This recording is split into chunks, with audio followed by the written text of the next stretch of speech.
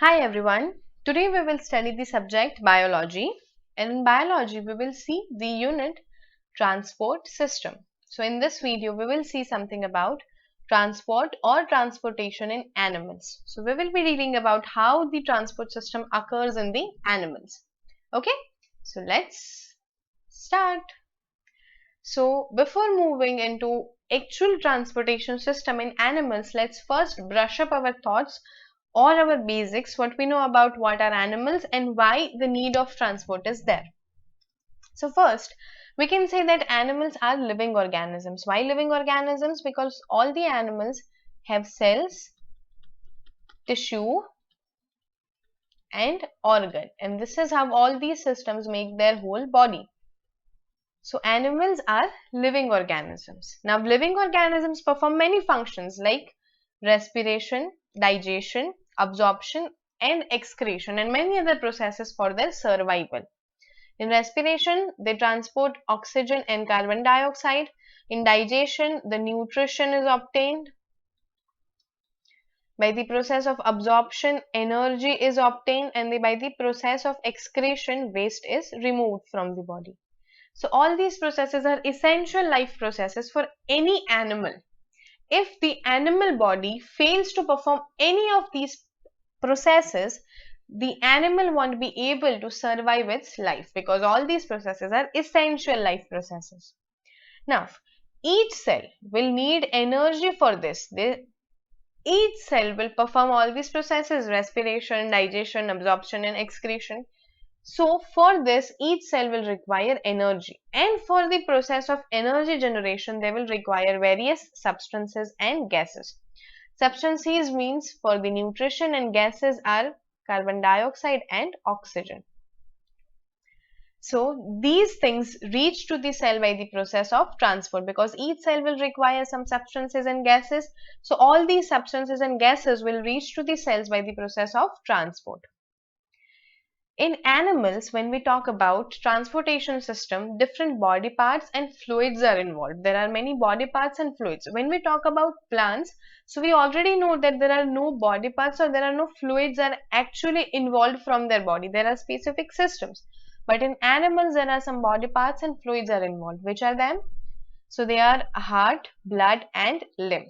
So how they associate or how they are associated with the transport of the systems or some amounts or some substances in the animal body, we will see in today's video. Okay, so let's start our whole discussion with the circulation in fish.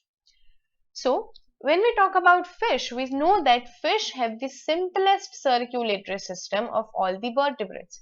So what we must know is that fishes are vertebrates. Second thing, that fishes have simple or most simplest circulatory system. How?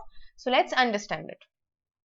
Now, in fish, when we talk about fish, their circulatory system contains one heart.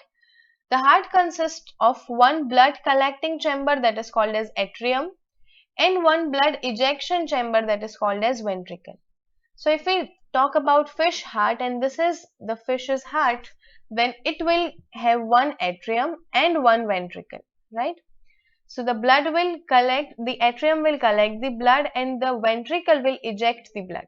Now the ejected blood from ventricle will go to the gills where it is oxygenated. Oxygenated means oxygen is added there. Now this oxygenated blood then flows to all the parts of the body before returning to the heart. So this blood will come out from ventricle, it will go to the gills, then it will get oxygenated and it will enter into whole body part before returning to the heart. This is known as single circulation. Why we call it as single circulation? Because in this circulation, the blood only goes through the heart once for each complete circulation of body. We saw that the atrium will collect the blood, it will pass it to ventricle, it will pass it to gills, and then the blood will go into all the body parts and then it will return to the heart. So the blood comes to the heart only once in complete cycle. In this whole process, the blood passes through capillaries in the gills. So due to this, the blood pressure is lost, right?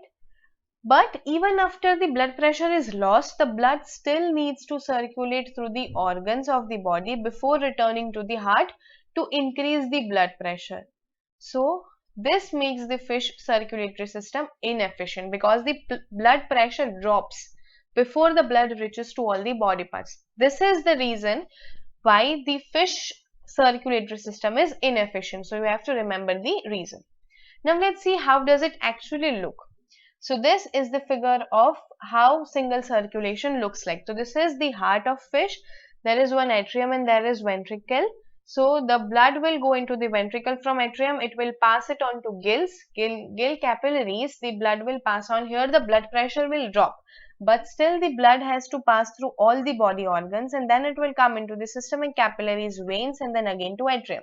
So for the complete circulation, the blood only comes once in heart. So it is called as single circulatory system. And if we take a closer look to fish body, this is how it looks. This is the heart of fish body. Then the blood will go into the gill filaments.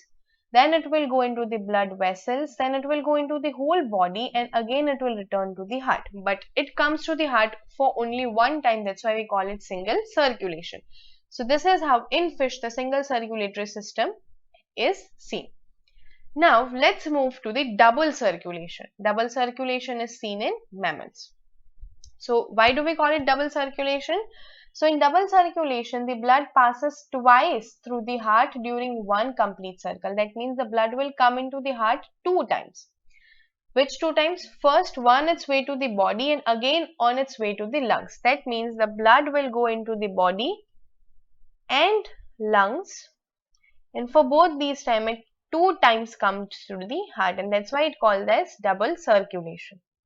So which two types of circulations are seen in double circulation? So first is pulmonary circulation. When we anytime something hear or read something about pulmonary, that means it is associated with lungs.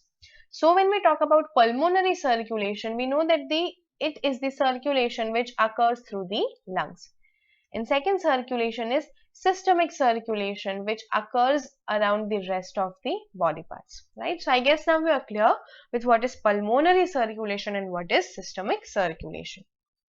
Now in double circulation there is one advantage. Which advantage? So here the high blood pressure is maintained during all the major organs of the body. In fish we saw that the blood pressure drops in the gill capillaries only. The blood doesn't reach to the whole body parts itself. But in mammals, during double circulation, the high blood pressure is continuously maintained. So this is the advantage of double circulation.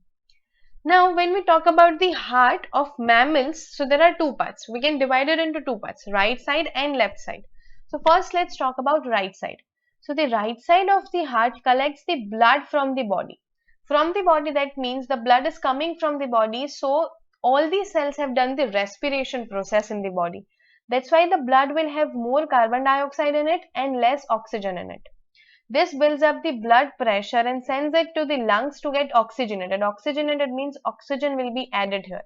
But the pressure drops during this process while the blood is being oxygenated.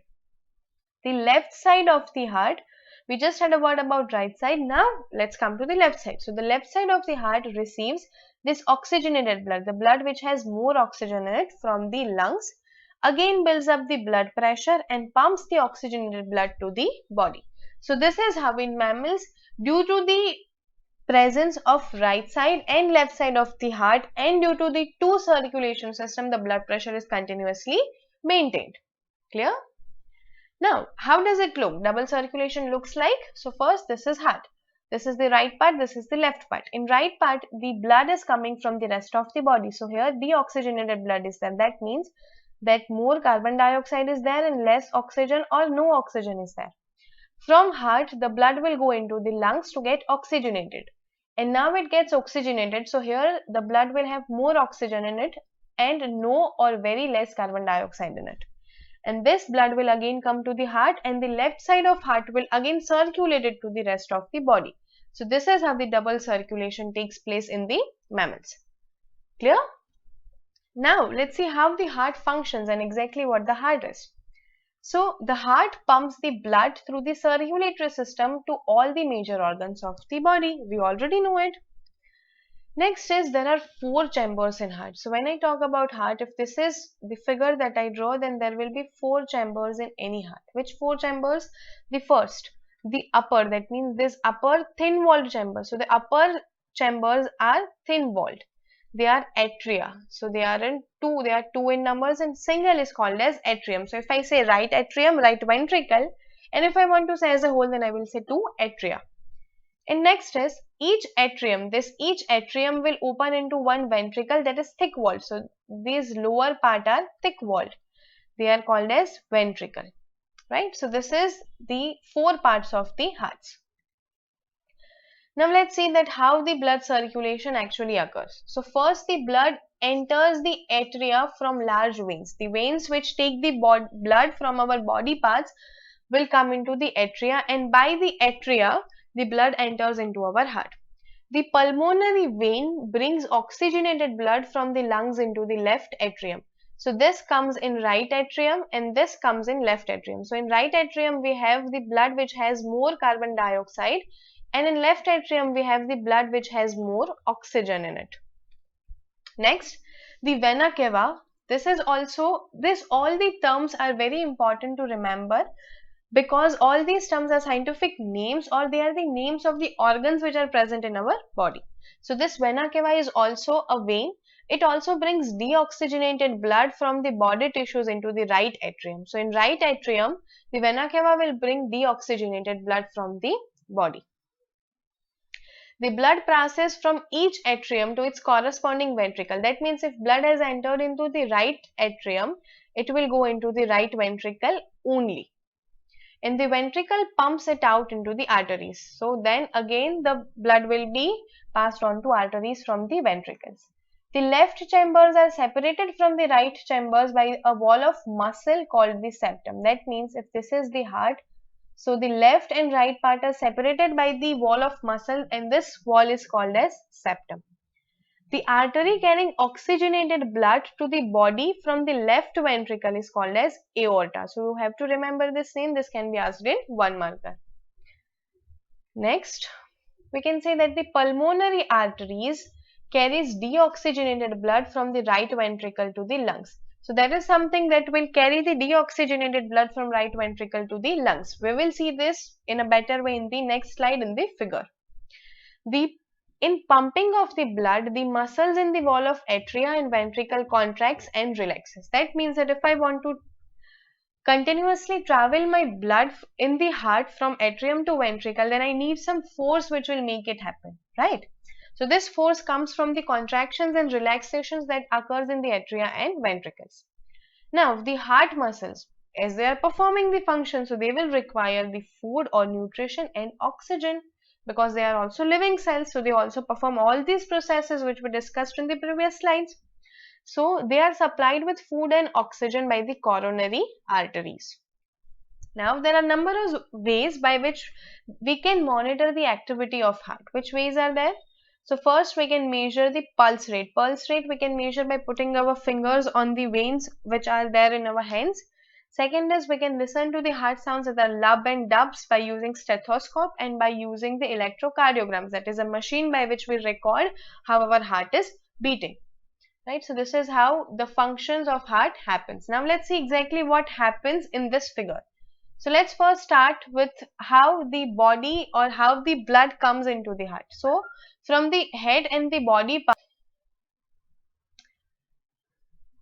the blood will enter into the right atrium. From the right atrium it will go into the right ventricle, and from right ventricle it will go into the lungs. So this blood which is coming to the heart will have more carbon dioxide in it and less or no oxygen in it. This will go to lungs to get oxygenated. Now the oxygenated blood from the lungs will come by the means of pulmonary veins. This will have more oxygen in it and less carbon dioxide or no carbon dioxide in it. This blood coming from lungs will go into left ventricle, and from left ventricle it will go into all the rest part of the body. So this is how the whole functions occurs in our heart. So we have to remember this figure and the description that we discussed in the previous slide as well. Now Let's see what are arteries. So first, if we talk about arteries, they are wide vessels which carry blood from the heart to the limbs and organs of the body. Then the blood in the arteries, except from pulmonary arteries, is oxygenated. That means they have more oxygen in it. In pulmonary arteries, they have more carbon dioxide in it. This is exception. Next is what are capillaries. So capillaries are tiny vessels as little as 0.001 millimeter in diameter, and their walls are only 1 cell thick. If this is my capillaries, it is 1 cell thick only. They are very small and tiny. The capillary network is so dense that no living cell is far from the supply of oxygen and food. That means that they are very dense network, so they supply oxygen and food to the every cell. They can do some processes like osmosis and diffusion, and due to this the molecule will enter or leave the cells. And the capillaries join up into larger vessels, and these vessels are called as venules, and this venules combines to form veins. Now let's talk about veins. So veins, what do? So they return the blood from the tissues to the heart. So we see that the blood came to arteries, to capillaries, they gave the blood to the veins, and veins will return the blood to the heart. So this is how the double circulation takes place. The blood in the most veins is deoxygenated. That means they have more carbon dioxide, and they contains less food but more carbon dioxide than the blood in most arteries. So in arteries there will be more oxygen and more food. The pulmonary veins, when we talk about pulmonary veins, so they are exception. What do? They return the blood from the lungs to the heart. They are an exception. That means they have more oxygen in them. So this is the exception in veins. Now, we have completed what is heart. Now let's move to what is blood. So blood consists of three things: red cell, white cells and platelets, which are floating in the liquid called plasma. So let's see it. There are between 5 to 6 liters of blood in the body of an adult, and each cubic centimeter contains about 5 billion red cells. Now let's see what are red cells. So when I talk about red cells contains red pigment called hemoglobin, and in its cytoplasm the protein combines with iron. That means the hemoglobin will bind with iron, that is Fe. The hemoglobin combines with oxygen in places where there is a high concentration of oxygen to form oxyhemoglobin.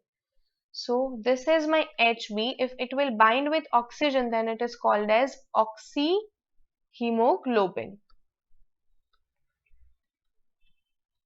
This oxyhemoglobin is unstable compound. So it breaks down and releases its oxygen in the places where the oxygen concentration is low. So it will take up the oxygen from its high concentration and it will give the oxygen to the lower concentration.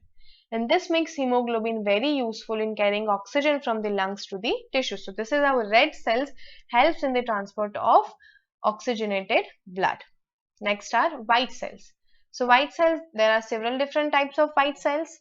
They are larger than red cells and they have a nucleus, while red cells don't have any nucleus. There is one white cell to every 600 red cells. We have to remember this, and they are made in the same bone marrow which makes the red cells. And these white cells are involved in the phagocytosis and antibody production. Both these processes takes place for the immunity of any organism, right? So white cells are important in that. Next is plasma. So plasma is the liquid part of the blood. It is water with large amount of substances dissolved in it. Which substances are dissolved in it? So they are sodium, potassium, calcium, chloride, hydrogen carbonate are present in it. And there are some proteins which are fibrinogen, albumin and globulins are important parts of plasma. So this is the composition of plasma. So this is how blood is made. And the last part is platelets. What are them? So platelets are the pieces of special blood cells budded off in the red bone marrow. They help to clot the blood at the wounds, so stop the bleeding. So when we get any wound, these platelets are the responsible for the clotting of blood. So these are the different types of blood cells. These are red cells, these are platelets, these are monocytes, they are white cells. These are the different types of white cells. So this is how the blood cells looks in our body. Now let's come to the last part, that is lymphatic system. So in lymphatic system we see that there are some tissue fluids which enter into the blind-ended thin-walled vessels instead of capillaries, and these are called as lymphatics. These lymphatics from all parts of the body. So there are many tissue fluids which will enter into this kind of lymphatics. So all the lymphatics from the all over body will join and make up two large vessels. So you have to remember, two large vessels which empty their contents into the bloodstream. This fluid in the lymphatic vessels is called as lymph. So this tissue fluid which will enter into lymphatics is now called as lymph, and it is similar in composition to tissue fluids. At certain points, this lymphatic vessels show some swellings and they are called as lymphatic or lymph nodes. This lymphocytes, they are the cells which are present in this lymph, they are stored in the lymph nodes and released into the lymph to eventually reach to the bloodstreams. When this happens, so this lymph nodes thus form the part of body's defense systems against infection. When any kind of infection occurs in our body, this lymphocyte reaches to that site. They do the phagocytosis and kill the outsider or foreign cell, and this is how it protects our body. So this is how lymphatic system occurs, and this is how the lymph travels or circulates inside our body. Now let's see what are the possible questions from the thing that we have studied just now. So first is, we can be asked to explain single circulatory system in fish. So we have to draw the figure of single circulatory system. You have to define it, how does it happen, you have to explain it, and then you have to tell that why it is not efficient or why it is inefficient. So this will go into the explanation of single circulatory system in fish. Next is double circulatory system in humans. So here you will explain something about heart, blood and lymph, what we discussed in the slides. So this will go into the explain of double circulatory system in humans. Now what is plasma? So plasma is the liquid part of blood. The next is, what ions are present in blood? So they are potassium, K+ ion, sulfates, right, SO4, 2-, magnesium, calcium, etc. Right? So these are the ions which are found in the blood. So I hope I made you understand these things in a better way. Thank you so much for watching this video, and for more videos like this you can visit pastorx.com. Till we meet again, take care, stay safe, and thank you. Bye bye.